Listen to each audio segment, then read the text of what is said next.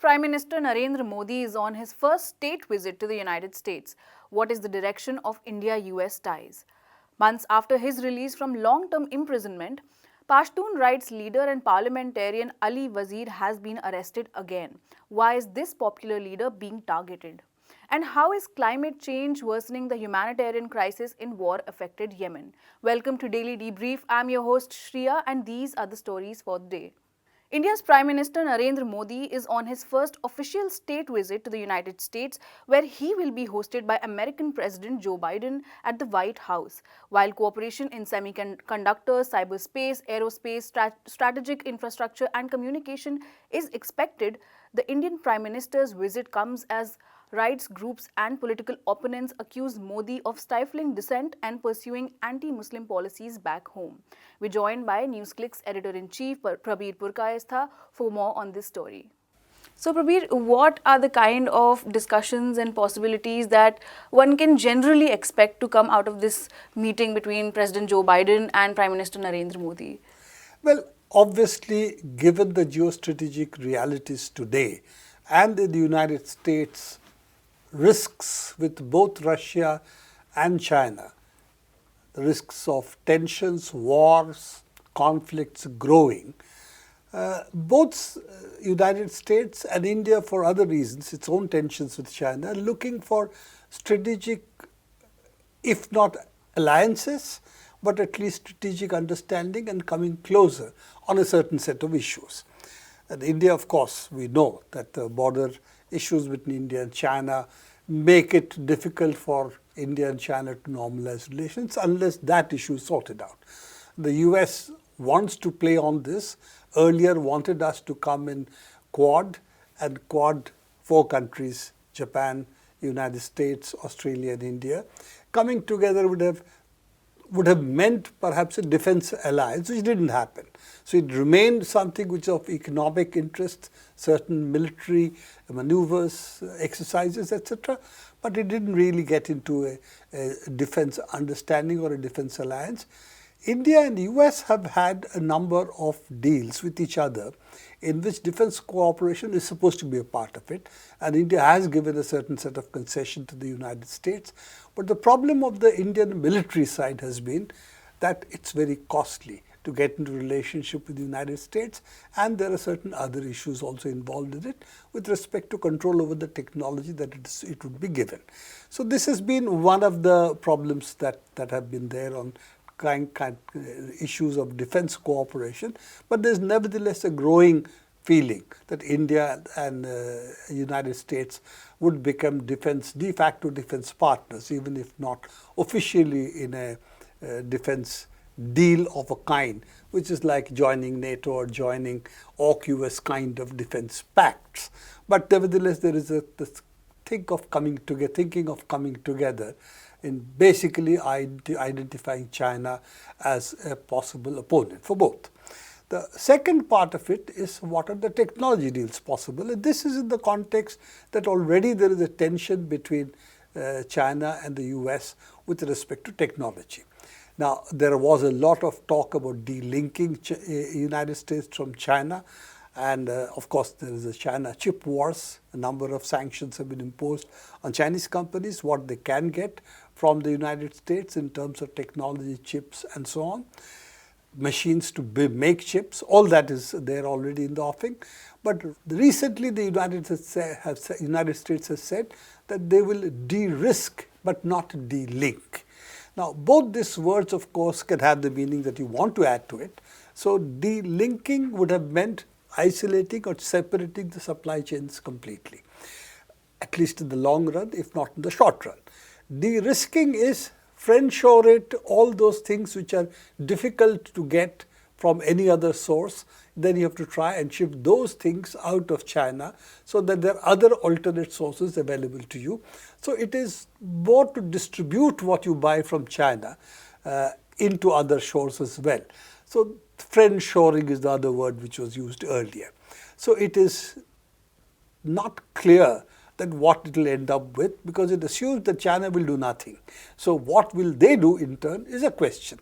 So clearly there is that conflict area which exists with China, and therefore India if it becomes closer to the United States, will India benefit in terms of reshoring or friendshoring, say, chip manufacturing?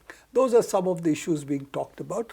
But the crucial issue on the defense deal still remains, that how much India would gain and what exactly are they going to get from the United States, and what would be then the conditionalities that the US would demand. Don't forget, Russia has been a major source of supply for us. It's available, technology is available, and the arms seem to be much cheaper. And India buys lots of oil from Russia, and Russia has raised the issue that what do we supply India? So, of course, they supply arms to us. What do we supply in turn still would remain a question. Right, Prabir. And from the point of view of United States, you referred to this a bit earlier, but if you could elaborate for our audience about how this is an attempt, this can be considered an attempt to US tackling the growing presence of China in the Indo-Pacific region. Well, growing presence of China in the Indo-Pacific region, but also the growing presence of China in the world market. Right. And if you lose the technology battle, then the argument is that you lose the future military battle as well. So these are the two fronts on which the United States is trying to, contain China, both technologically and, of course, militarily. You asked about the Indo-Pacific. Now, there is which I think we have discussed it earlier as well, that the minute you talk of Indo-Pacific, you talk of how militarily to contain China by using Navy, your naval forces which are there. And therefore, the favorite pastime of the United States is to say, let's have naval alliances with different countries. That's why the Australia alliance came about. The real battle in Asia is not directly over China, because you can't really invade China unless you go in for a world war, okay, which would mean the end of civilization as we know it. So what happens instead is that you're really battling over East Asia, which is Japan and Korea, specifically South Korea. And then you are battling over Southeast Asia, who controls these areas, while Korea and Japan, South Korea and Japan, clearly are allies of the United States. We would argue earlier that South Korea is in fact militarily still controlled by the United States, because that's the condition of the agreement that South Korea has with the United States, that control it militarily. Then the question comes Australia, which is of course under both parties, Labour and its other party, more conservative parties. Both parties are in the American camp fully. There's a Labour government, but it makes no difference to the kind of policies they're following. And Australia is in the play because primarily Southeast Asia, it's close to Southeast Asia, and therefore, for the Indo-Pacific point of view, Southeast Asia, if it is in play, Australia becomes very important. There are also the Pacific Islands, which are also, some of them are quite close to Australia. So this is Australia's strategic importance. And of course, Australia has decided to buy nuclear submarines from the United States, which probably comes 25 years later, will be manufactured and come a lot later than what Australia may need. In the meanwhile, they will get nuclear submarines to use from the United States till they get their own nuclear submarines, is the argument being given. And also they will make their ports available for nuclear submarines and other facilities that the US would use. So Australia is very much in the play in controlling of the Indo-Pacific. India doesn't really have that kind of play, and it's not interested in that kind of play either. It became very clear on the Quad issues were being discussed that India does not want to be in conflict with China in naval terms on the side of the United States, because that's a battle it doesn't want to have. And therefore, India's role in all of these areas has been more diplomatic and economic, commercial, and not military. Yes, India is militarily in conflict with China over the border, but it does not want to get into a competition, on a maritime competition with naval forces with China. I think that is clear over the last 5-7 years that we are watching this government as well, that's not what is in its interest. It has also realized that competing in this area with American arms and American other support, naval forces support, buying naval vessels from United States would bankrupt India. So in that sense, the only possibility of large-scale arms supplies, including submarine ships, etc., is possibly Russia, or you have to do it indigenously. And therefore, who would give it technology becomes the more important question. And I think that's where India strategically has realized that an alliance of the kind that Australia, for instance, has gone into, or earlier Japan and South Korea has gone into, is not in India's interest. So how much of this will play in the summit, what will actually happen, still remains a question mark. But I think on that issue, what we are likely to see is electric vehicles, Tesla, with whom Modi looks like is going to meet. Then chip manufacturing. What kind of chip manufacturing can come to India? Because this is what the United States would like to relocate out of even Taiwan. Taiwan, yes, will remain the most important. Japan, South Korea will be the next.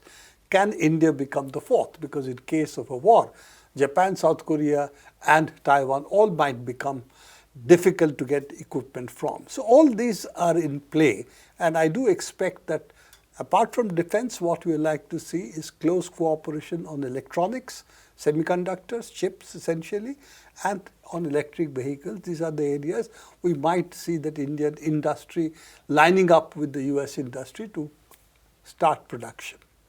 Thank you for joining us today, Prabir, once again. Thank you.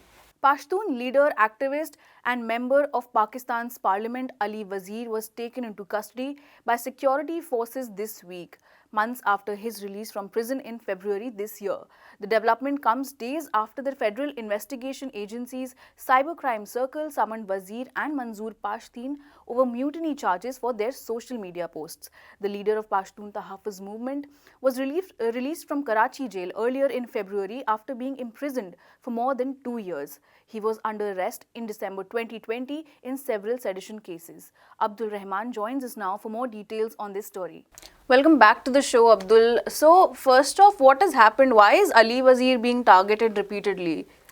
That is, you can say, the larger tone of the Pakistani politics, which has, of course, we have been hearing the news about what is happening with Imran Khan and what has happened in the past. So that is one, it is quite clear. But in this specific case, he has been in jail for on and off since 2020, even before that. And him being a leader of the Pashtun movement, which basically is seen as hostile to the interest of the army in particular. The army's so-called anti-terrorist movement operations in the KP province basically is unpopular, and he represents that the popular, basically popular opinion. And that basically, the powers in Islamabad do not like it, and that is the reason that he and his party in general has been repeatedly targeted and persecuted. So this is, you can say, this is the larger tone of the Pakistani politics, that he has been targeted. In this particular case, if you see the specificities of it, he was arrested, quote-unquote arrested, without following the basic rule, him being a member of the Pakistani parliament. The rule says that the Speaker of the Parliament needs to agree to be informed before his arrest of any parliamentary member, but he was arrested without it. And when the members of his party questioned this particular move in the parliament, the government and the entire cabinet, and including the speaker, did not utter a single word. That's the report says. It simply means that there is some kind of power game which is happening, in which the PTM and its movement is not seen favorable to the, and we should not know that there are elections coming. Right. In few months there will be elections in Pakistan. So all the opposition, if you see, is being targeted, and this is one of the main opposition groups. Right, Abdul. I mean, talking of political opposition and its history of suppression in Pakistan, we saw a lot happening with Imran Khan also in recent months. What is the latest on that, and how do we see the political situation in Pakistan proceeding from here? Like you mentioned, elections are coming. Well, it is a well-known fact that most of the Imran Khan's party members have resigned, become inactive under the pressure. Of course, pressure coming from where? Of course, the guess is the army, but of course the government has basically started proceedings against some of the PTI's leadership, and some of them are tried in the military court in a state which is run by quote unquote elected government. There is a well-established civil court which is quite vibrant. If you saw what we saw in May when Imran Khan was arrested, how the court intervened and basically assured his release and basically protecting him since then. Despite all that, some of the leaders are basically persecuted in the military courts. So, the PTI members are quote saying that this is basically undeclared martial law in Pakistan, and so if you see today, I think Imran Khan was to appear in Islamabad court, where he will have to apply for the extension of his bail, which he got last month in May, sorry, and and this is the largest situation of his party, that he's applying for bail. His supporters and his party members are basically targeted in the run-up the elections. And what Imran Khan repeatedly claims that this is all done in the larger context of the army not wanting him to basically put a challenge to the ruling party at this moment, or ruling coalition at this moment. So by and large, it seems that there is an attempt made by the current government, of course with the support of the army, to basically marginalize all possible challengers to their power, and kind of create possibilities of the victory of the ruling coalition. So that is what is the largest situation in Pakistan at the moment. Right, and to add to that, like all of this is happening at the top of an economic crisis. Exactly. High inflation and food shortages. In particularly to divert the attention from these issues, the real issues of people. Right. Thank you for joining us, Abdul, but stay on with us. We have another story to have details with you. A fact sheet prepared jointly by Stockholm International Peace Research Institute and Norway's Institute of International Affairs warns that the climate crisis in Yemen needs urgent international attention, as competition over scarce water resources and fertile land may jeopardize the possibility of peace in the country. According to the fact sheet, the mean annual temperature in Yemen is expected to increase by 1.2 to 3.3 degrees Celsius by 2060, leading to large-scale changes in the country's climate with irregular patterns of rain.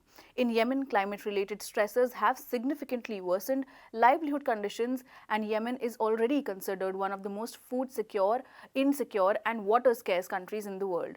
Apart from climate-related reasons, mismanagement of resources and persistent conflicts are two major reasons for water scarcity, the report notes. Abdul Rahman joins us back again for this story.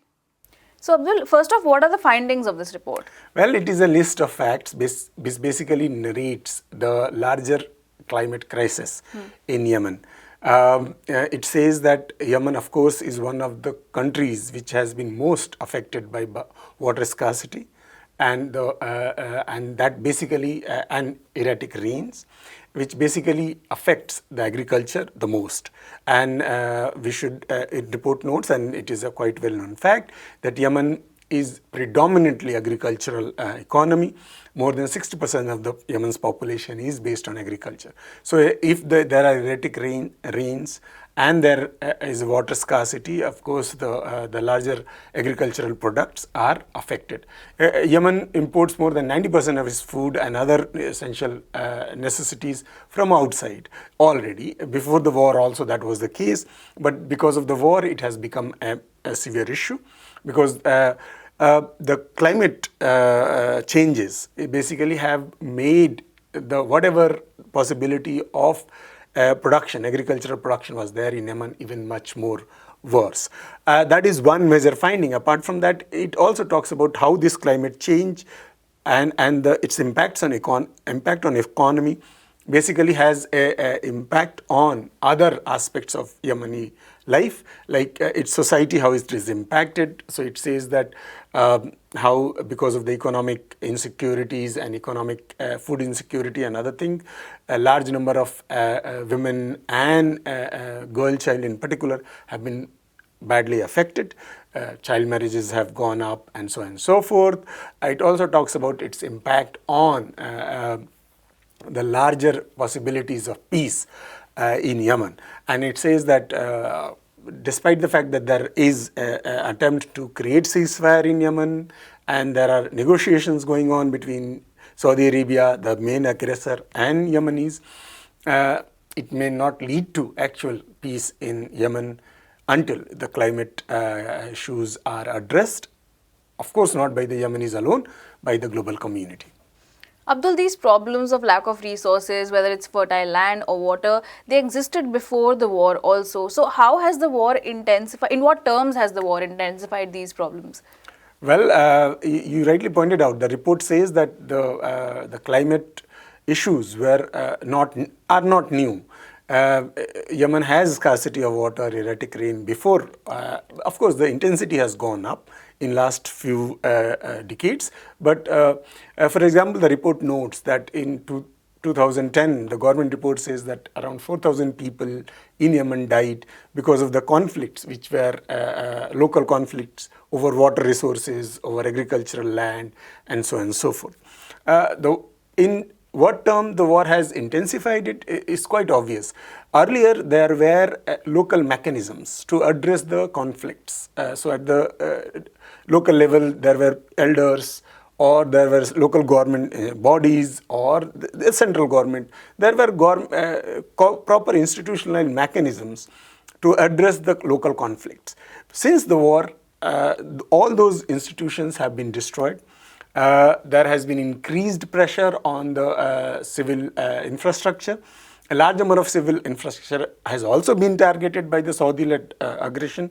Roads, schools, water supply chains, and everything has been, a large number of them have been destroyed. So that had led to more kind of disorder at the local level, and it is not clear for the people at large that if there is a conflict, if there is a problem of water scarcity, if there is a problem of arable land not being used, or who will use it, how will it be used, there is no one to tell them, or no one to regulate all these activities. And that absence of local governance, absence of withering away of the local institutions to resolve these conflicts has basically created possibility. Right now, everyone is distracted due to the war. Once the war gets over, what will be the way to resolve all those conflicts which will emerge and which is or which are already there? And absence of those institutions is basically the basic thing which war has done and created greater possibility of conflicts in future. Thank you for joining us today, Abdul. And that's all we have for today. For more such stories, keep watching peoplesdispatch.org. You can also follow us on Facebook, Twitter, and Instagram.